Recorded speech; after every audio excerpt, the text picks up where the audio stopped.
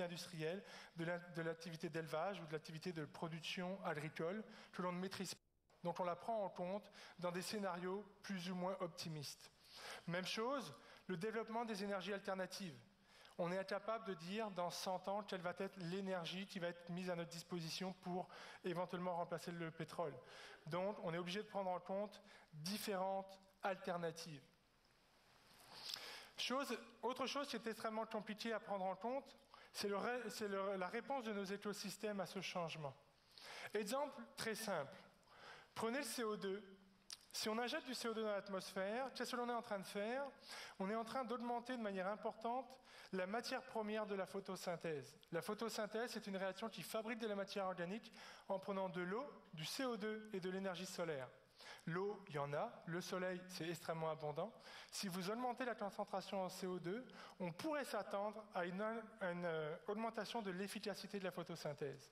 Autrement dit, les arbres, les végétaux à la surface de la planète pourraient commencer à croître plus vite et à générer plus de biomasse. Ça pourrait avoir un impact majeur sur la concentration en CO2 de l'atmosphère, car ce puits à carbone, ce pompage de carbone par les plantes pourrait ralentir l'augmentation. Le problème, c'est que ce puits à carbone, même si théoriquement il est intéressant, à l'heure actuelle, on n'a absolument aucune idée s'il est réel ou pas. On ne sait pas non plus quelle va être son extension. Est-ce que tous les écosystèmes de la planète vont répondre de manière positive, selon cette théorie? Et surtout, on ne sait pas quels sont les facteurs qui pourraient limiter ce processus. Autre paramètre que l'on ne contrôle pas, par exemple, au niveau du Canada, on est directement affecté par le dégel du permafrost. Dans le nord du Canada, dans le nord de tous les pays nordiques, on a le pergisol, c'est-à-dire une zone très riche en matière organique, gelée en permanence. Avec le réchauffement, toute cette matière organique va dégeler, l'activité biologique va se remettre en route, et lorsque vous avez un milieu très riche en matière organique, très rapidement, vous allez passer à des systèmes de dégradation de matière organique anaérobie, c'est-à-dire de fermentation.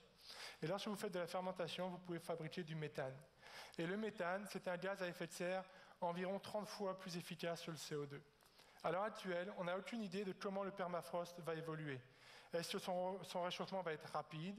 Est-ce que son réchauffement va être lent? On ne sait pas trop. On étudie, mais on n'a pas encore une vision claire. Donc, si vous prenez en compte seulement ces deux paramètres très simples, le pompage éventuel de CO2 par la végétation ou l'émission éventuelle de CH4 par les permafrosts, vous vous rendez compte qu'il y a énormément de paramètres à prendre en compte et il est absolument impossible de les prévoir de manière claire. Donc c'est pour ça qu'on est arrivé avec ce système de scénarii qui comprend différents niveaux d'intégration de données. Le scénario bleu ici, c'est le plus optimiste. En gros, ça serait les écosystèmes répondent très bien et favorablement. On devient tous des éco-responsables avertis. On roule tous en Prius et on recycle tout ce que vous voulez. On consomme le moins possible. Donc une situation un peu idéale. Et ici, le rouge, c'est pas compliqué, c'est on ne change rien. Donc vous voyez, on a vraiment les deux extrêmes. Et l'idée, c'est juste de donner un spectre des possibles. Juste pour vous donner une idée de c'est quoi qui pourrait se passer. Et juste pour éliminer les aberrations du genre, le niveau marin va monter de 150 mètres dans les 100 prochaines années. Donc c'est ce que nous allons voir maintenant. Quelle est l'ampleur des différents phénomènes liés au réchauffement climatique auxquels on peut s'attendre, en prenant seulement comme référence le scénario le plus optimiste et le scénario le plus pessimiste.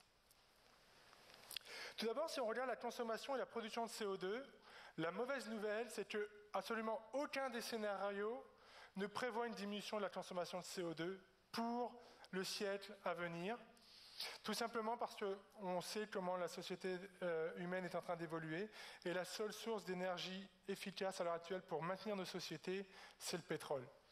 Donc, même dans le scénario le plus optimiste, on stabiliserait la production d'énergie, la production de gaz à effet de serre émis par la combustion d'énergie fossile à la fin du siècle, ou vraiment, si on est chanceux, à la moitié du siècle en cours, c'est-à-dire vers 2050.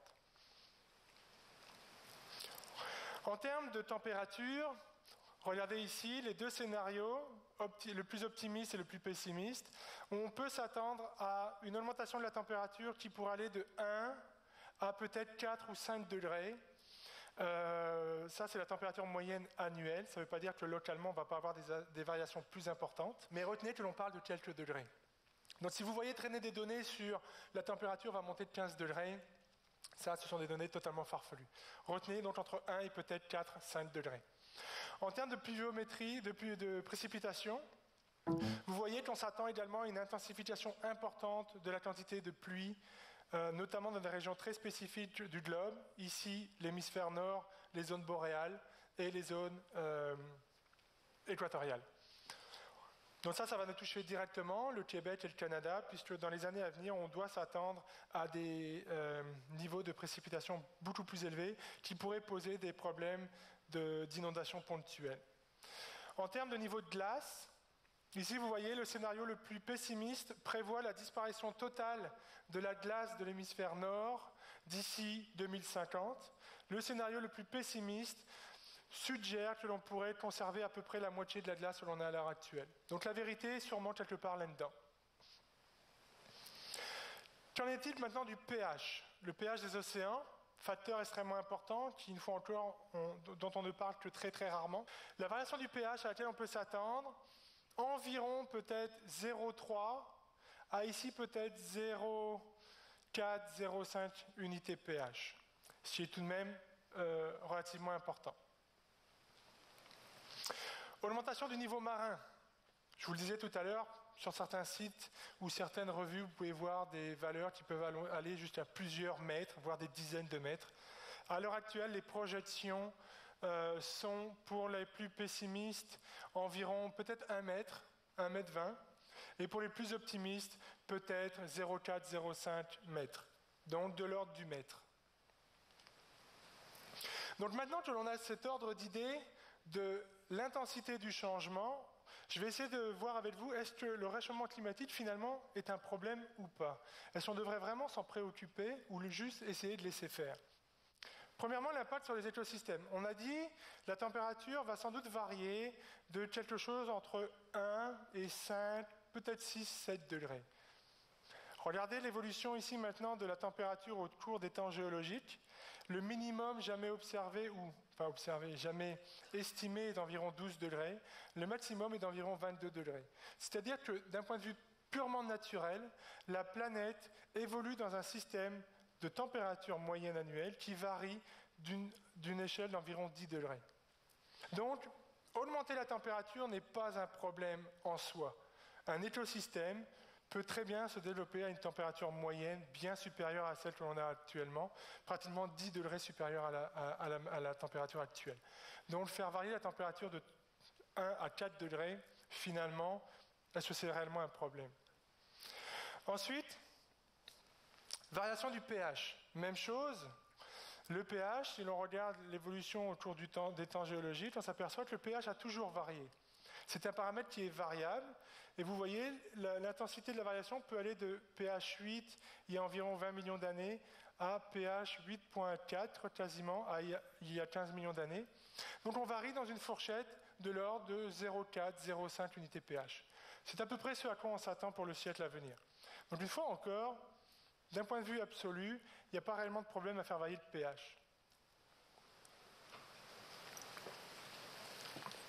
Autre problème, qui pourrait être lié au réchauffement climatique, c'est un décalage des zones climatiques. S'il fait plus chaud, les zones équatoriales vont s'étendre, les zones boréales vont se décaler vers le nord, donc on pourrait observer un shift dans les écosystèmes qui se déplacerait vers le nord.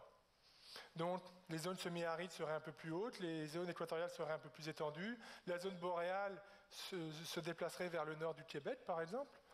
Donc si vous regardez d'un point de vue de l'échelle planétaire, le seul écosystème qui est réellement défavorisé dans un système de transfert latitudinal des écosystèmes, c'est tout simplement l'écosystème arctique et antarctique. Parce qu'eux, ils ne peuvent pas migrer nulle part. Ils sont arrivés au bout des latitudes. Donc on pourrait avoir une disparition importante des écosystèmes antarctiques et arctiques. Mais entre vous et moi, c'est de loin les écosystèmes les moins biodiversifiés et les moins abondants de la planète. Donc finalement, c'est quoi le problème du réchauffement climatique? En fait, il y en a un énorme. Donc vu comme ça, c'est vrai qu'il semblerait qu'il n'y ait pas réellement de problème. Ici, si l'on reprend les données sur la variation estimée du niveau marin, on estime à peu près 1 mètre, allez, admettons 1,50 m. Si vous regardez sur cette figure ici, bon, on ne voit pas très bien à cause de la luminosité, mais ici vous avez un gradient de couleur qui vous indique les zones inondables en fonction de la hauteur d'augmentation du niveau marin. En rouge, c'est ce qui nous intéresse. C'est les zones qui seraient touchées par une augmentation du niveau marin d'environ 1 à 3 mètres.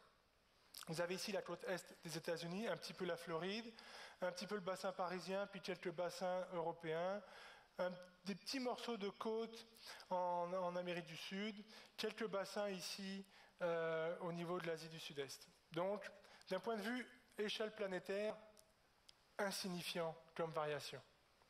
Parce que le vrai problème du réchauffement climatique, ce n'est pas l'intensité du changement, c'est la vitesse du changement. Reprenons les différents facteurs dont on a parlé. La température, changement du pH. Oui, la température a toujours varié et elle continuera à varier. Oui, le pH des océans a toujours varié et il continuera à varier. Mais ici, lorsque l'on parle de millions d'années, dans les cinétiques de changement, ici on est en train de parler de décennies. On est dans des échelles de différence de type logarithmique. Ici, vous voyez, on a un changement de température en peut-être un demi-siècle. Alors qu'ici, on a des variations de température qui s'échelonnent sur des centaines de milliers d'années. Donc, ça va beaucoup plus vite. Donc, si l'on regarde d'un point de vue d'un écosystème, faire varier la température, le pH, tout ce que vous voulez n'est pas un problème si vous laissez le temps à l'écosystème de s'adapter. Si vous faites varier le paramètre sur 100 000 ans, vous allez pouvoir permettre à l'écosystème de s'adapter et de suivre le changement.